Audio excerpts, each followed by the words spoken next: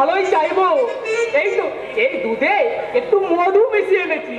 এই মধু মেশানো দুধ খেলে আপনার কথা হবে মধুর মতো মিষ্টি। খেয়ে নে রে সবরই, খেয়ে নে। হিরো তোর মঙ্গল সাধনার জন্য যে ওষুধের ব্যবস্থা করেছে তাতে তো দুঃখ কষ্ট যন্ত্রণা সব দূর হয়ে যাবে। তাছাড়া পাশে তো তোর এই দাদা আছে। দাদা সবরই, একটা কথা মনে রাখিস, জীবনে চলার পথে হাজারো চড়াই উৎরাই তো থাকবে, আর তারপরেই দেখা দেবে ওই সফলতার রক্তিম সূর্য। এবার নিশ্চয়ই দুধ খেতে কোনো অসুবিধা নাই ম্যাডাম?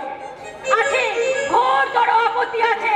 দেখি দাদা তার বুদ্ধির ছাত্রীতে ব্যাপারটা তো সুন্দর করে বুঝিয়ে পড়েও না, আপত্তিটা দাদার উপরে নয়, আপত্তিটা হচ্ছে তোর ওপর।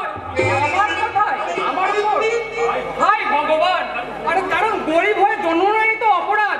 তাও যদি জানতে পারি অপরাধটা কি। তোকে না আমি কতদিন বলেছি তুই তুই আমাকে ম্যাডাম বলে ডাকবি না, হয় দিদি নয়তো দিদিমণি বলে ডাকবি, তবে আমি দুধ খাবো। কতদিন দিদি স্বপ্ন আমি দেখেছি। গরিব কিন্তু গরিব চাকর বলে সে সাহস পাইনি।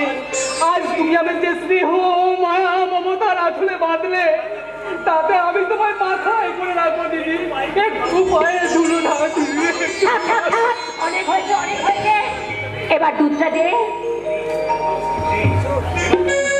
নে এবার তুই খেয়ে নে, খা বলছি। আজ স্নেহ মায়া মমতার আসলে তুমি বাঁধলে দিদি, তাতে আমি আমার জীবন বাজি রেখেও এই শঙ্করদার সাথে আমি তোমার মিলন ঘটিয়ে একবার প্রকৃত হিরো হব দিদি, একবার প্রকৃত হিরো হব। হিরো না, তা বুঝি আর সম্ভব নয় রে হিরো, তা বুঝি আর সম্ভব নয়।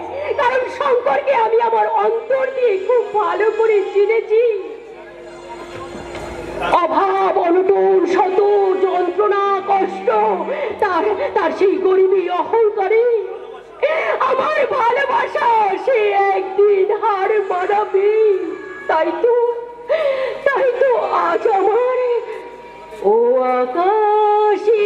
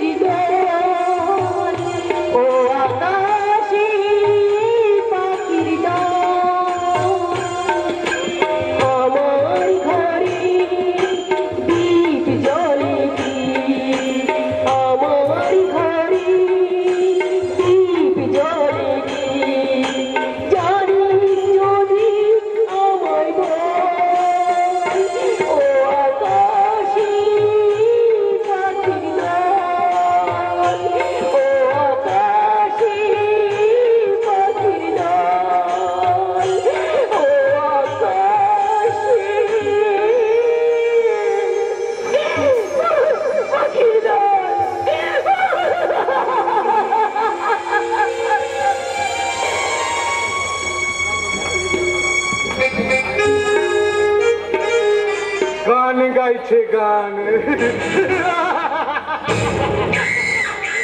গান তো নয়, কানছে যেন আগুন, আর সেই আগুনে আমার বুকটা জ্বলে পুড়ে ছাই হয়ে যাচ্ছে। যার কণ্ঠের গান এত সুন্দর জানি সে কত সুন্দরী। সূর্য ভাই আর সূর্য সর্বনাশ করেছিস। আজ আমি তোর ঘরের মেয়ের সে সর্বনাশ করে উসলে করে নেব। কি ওখানে ডাকাতের মতো আসছে? সত্যি আমি এক ডাকাত সুন্দরী। ডাকাতি করতে এসেছি তোমার সুগন্ধি ফুলের মতো রূপ যৌবন। যদি প্রাণে বাঁচতে চাস তাহলে ভালোই ভালো এক্ষুনি তাড়াতাড়ি এখান থেকে চলে যা, নইলে আমার দাদা এসে বললে তোর ওই ডাকাতি করা জন্মের মতো গুছিয়ে দেবে। বলি কে তোর দাদা? এই এলাকার সম্রাট, মুকুটহীন সম্রাট সূর্য ভাই। তার আগেই তোকে আমি বুকে চেপে ধরে পৌঁছে যাবো নন্দন কাননে। এই, ছাড়। চলে এসো সুন্দরী। শোন, শুনে নে একটা কথা। চলে এসো সুন্দরী। এই মুহূর্তে তোমাকে আমি কেউ আসবে না, কেউ আসবে না,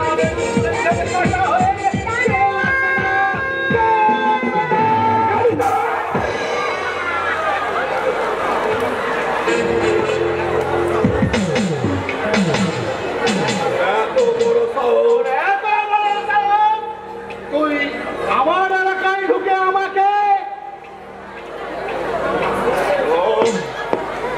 এত বড় সাহস তোকে দিয়ে দিল? তুই আমার বাড়িতে ঢুকে আমার বোনকে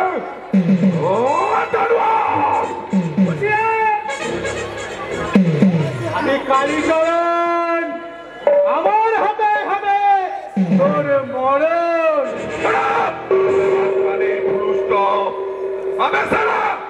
হাতে পিস্তল থাকলেই মানুষ খুন করা যায় না, মানুষ খুন করতে গেলে চাই বুকের পাটা।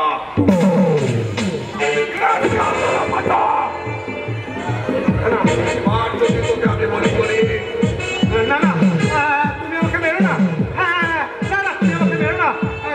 আমি তোমার মনের কাছে জোড়াত করে ক্ষমা চাই।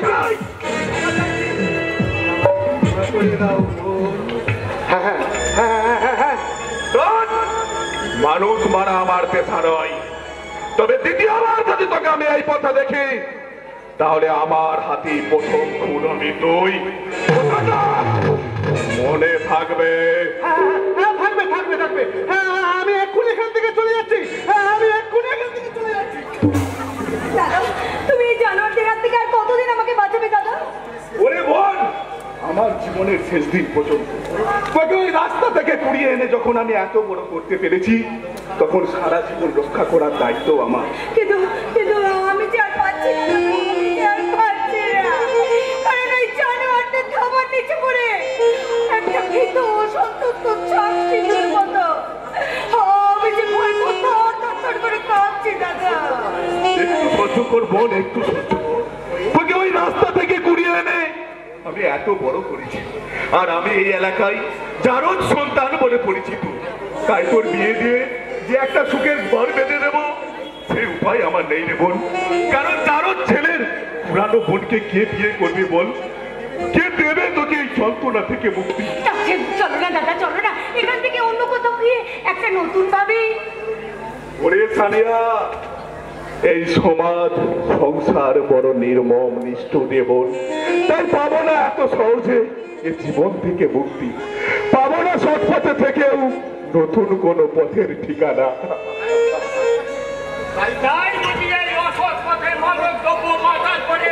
জনজীবনকে দূষিত করে তুলছো।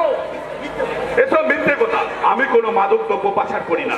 ও আই সি, তাহলে বলতে পারো এখানে সূর্য ভাই বলে কে আছে? না, সূর্য ভাই নামে আমি কাউকে চিনি না। তাহলে তোমার নাম কি? সূর্য।